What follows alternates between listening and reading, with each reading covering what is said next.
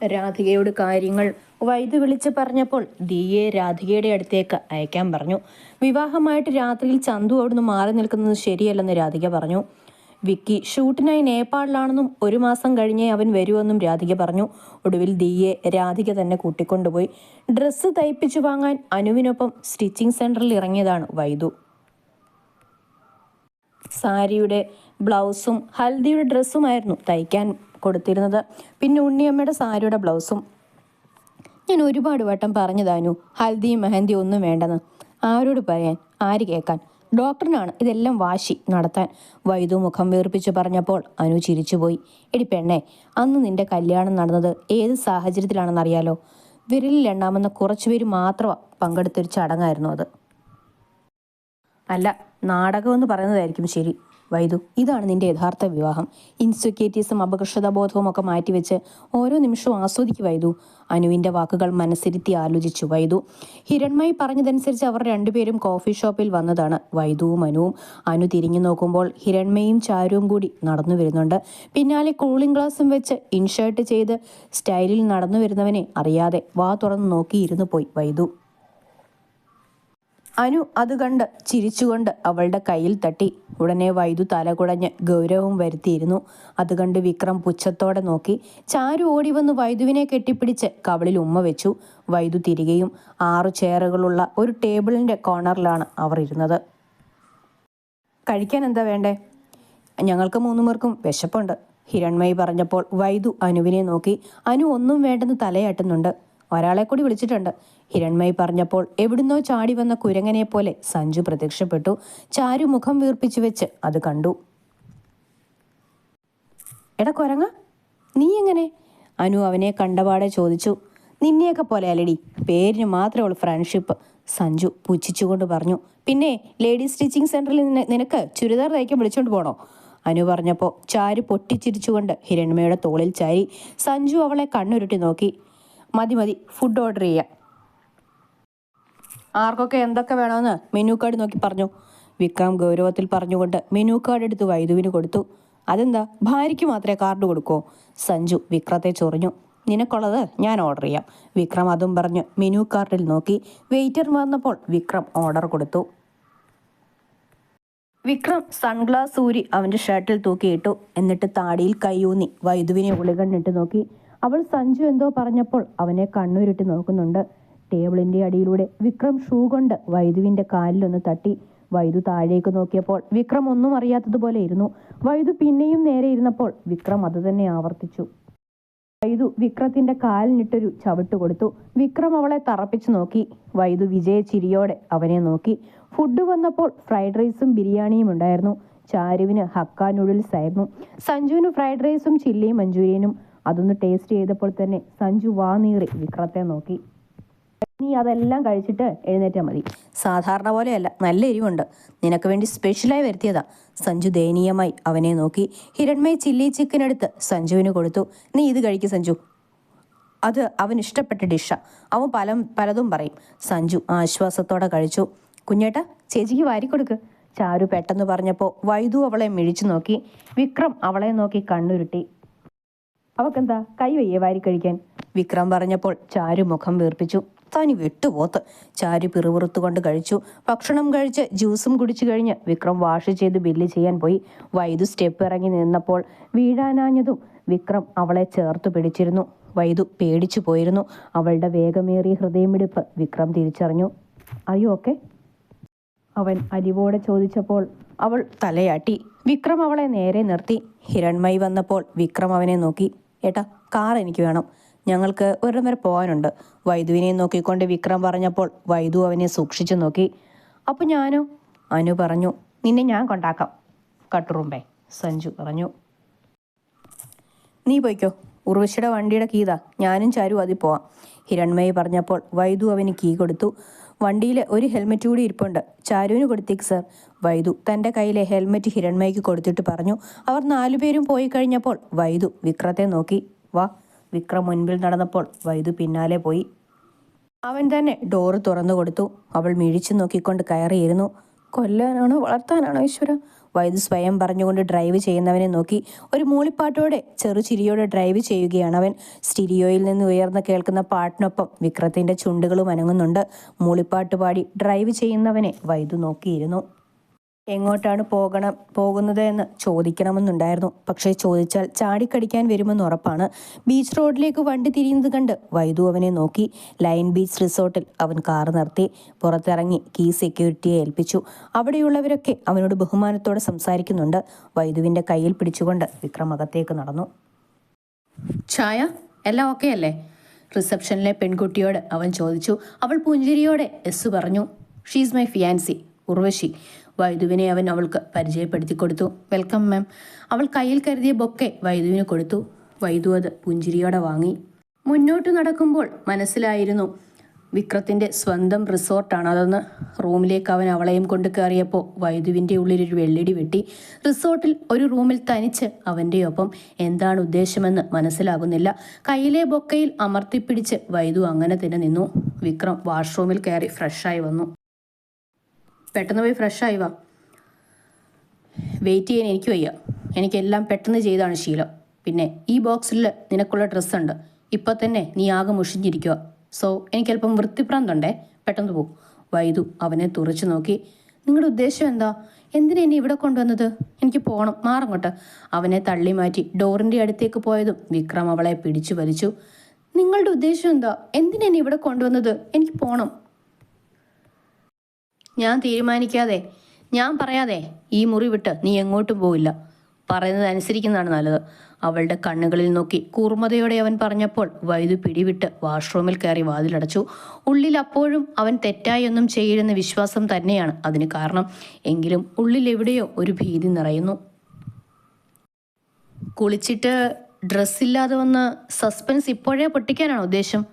Bathroom പിടിക്കടി അടയ്ക്കാക്കുരുവി. ഡോറിൽ മുട്ടിക്കൊണ്ട് പറഞ്ഞപ്പോഴാണ് വൈദു അതിനെക്കുറിച്ച് ആലോചിച്ചു തന്നെ. വാതിലൊരൽപ്പം തുറന്ന് ബാത്റൂം വലിച്ചെടുത്ത് ധൃതിയിൽ അവൾ വാതിൽ വലിച്ചടച്ചു.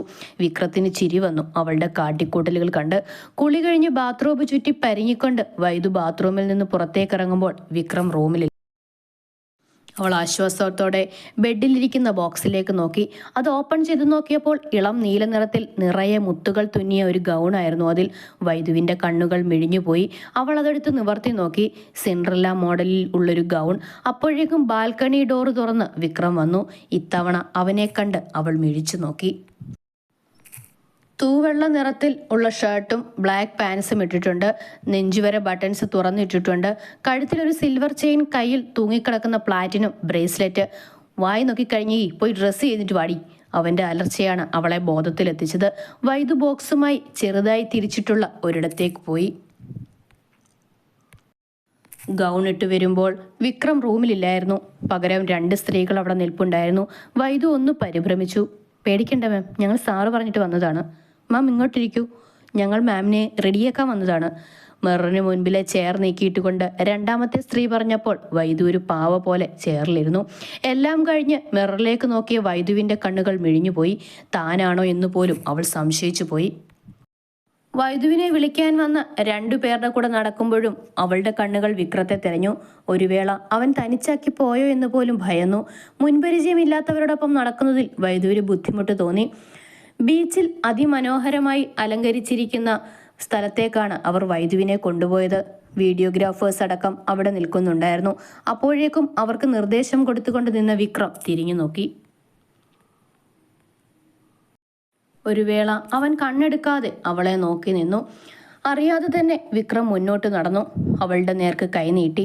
അവൻ്റെ മുഖത്തേക്കൊന്ന് നോക്കിയിട്ട് ഒരു നിമിഷം പോലും വൈകാതെ വൈദു അവൻ്റെ കയ്യിലേക്ക് കൈ ചേർത്ത് വെച്ചു. വിക്രം അവളുടെ മുഖത്തേക്ക് തന്നെ നോക്കി നിന്നു. പിന്നെ തിരിഞ്ഞ് അവളുടെ കൈ പിടിച്ച് മുന്നോട്ട് നടന്നു. സർ, എന്താ ഇതൊക്കെ? എനിക്കൊന്നും മനസ്സിലാകുന്നില്ല, അവൾ ചോദിച്ചപ്പോൾ വിക്രം ഒന്ന് ചിരിച്ചു. ഇതൊക്കെ കണ്ടിട്ടും നിനക്കൊന്നും മനസ്സിലായില്ലെങ്കിൽ നീ ഒരു പൊട്ടി തന്നെ. വൈദു അവനെ കൂർപ്പിച്ചു നോക്കി. പെട്ടെന്ന് വിക്രം അവളെ കയ്യിൽ പിടിച്ച് തന്നോട് ചേർത്ത് പിടിച്ച് ഒന്ന് വട്ടം കറക്കി. വൈദു പെട്ടെന്ന് പകച്ചുപോയി. പെർഫെക്റ്റ് സർ, പല സേവ് ദ ഷൂട്ടിനും പോയിട്ടുണ്ട്. അവരോടൊക്കെ അങ്ങോട്ട് പറഞ്ഞ് ചെയ്യിക്കണമായിരുന്നു. ഇതിപ്പോൾ സർ സൂപ്പർ, ഒരു മൊമെന്റ് സ്വയം ക്രിയേറ്റ് ചെയ്തു. അടിപൊളി.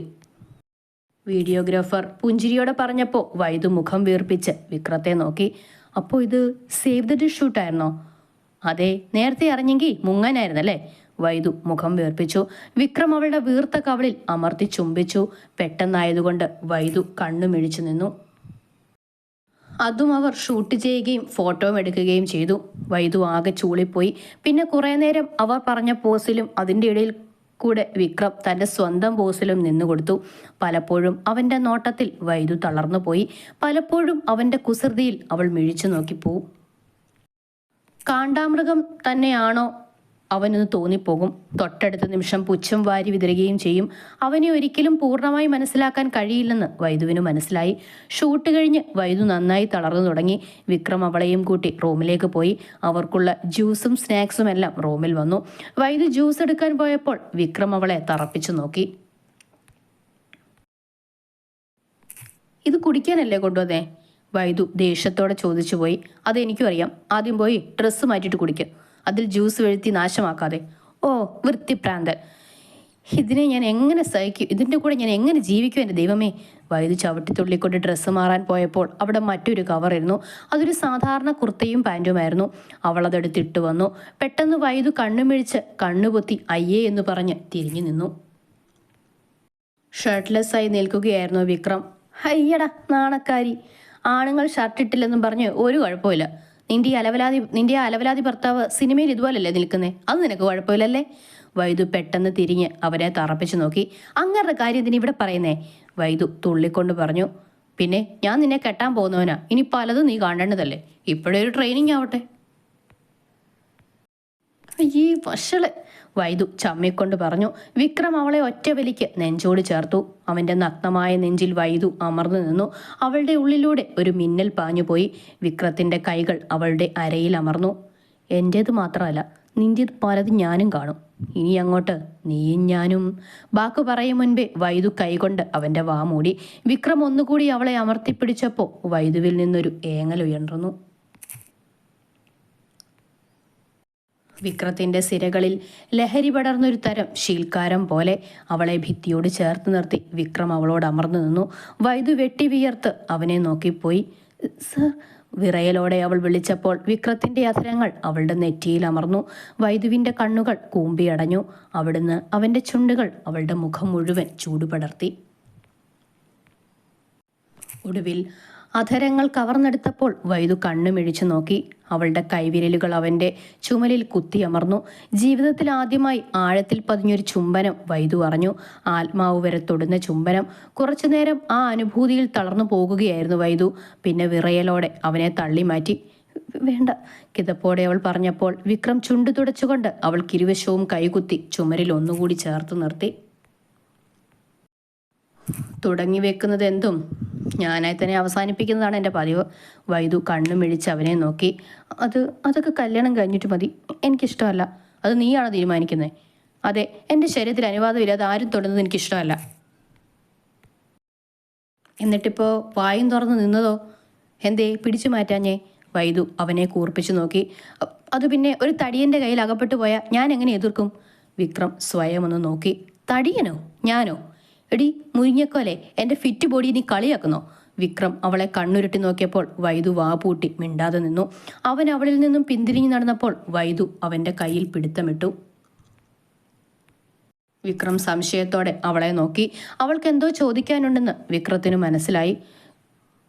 ഒരു കാര്യം എനിക്കറിയണം സർ, അതുമാത്രം. അവളുടെ തൊണ്ടയിടറിയപ്പോൾ വിക്രം അവളെ നോക്കിപ്പോയി. ഇപ്പം എന്നോട് കാണിച്ചത് ഒരിക്കലും കാമത്തിൻ്റെ പുറത്തല്ലെന്ന ബോധ്യമുണ്ട് എനിക്ക്. എങ്കിലും ആ മനസ്സിൽ എന്താണ് എൻ്റെ സ്ഥാനം എനിക്ക് മനസ്സിലാകുന്നില്ല. സാറിനെ ആദ്യം കണ്ടപ്പോൾ വഴക്കായിരുന്നു. പിന്നെ ഇത് തന്നെ ആവർത്തനം.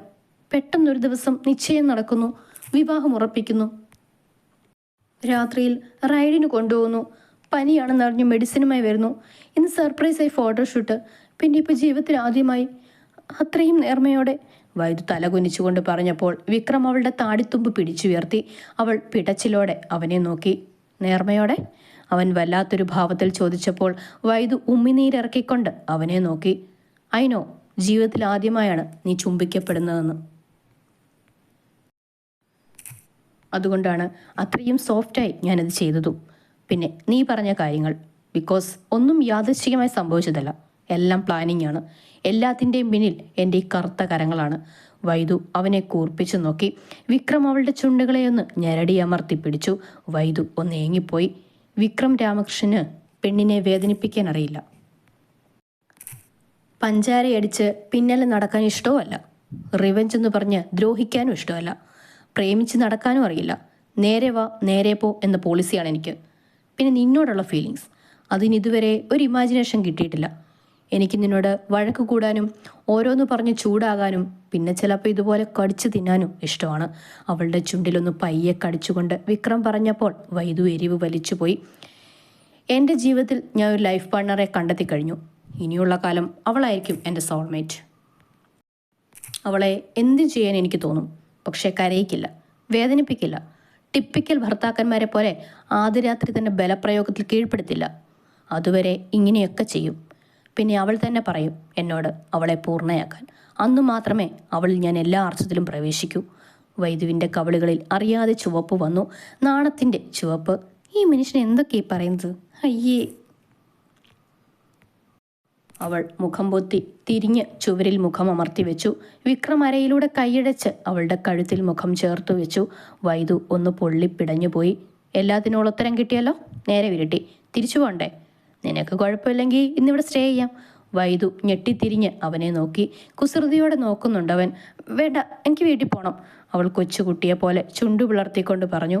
വിക്രത്തിന് അത് കണ്ട് ചിരി വന്നു.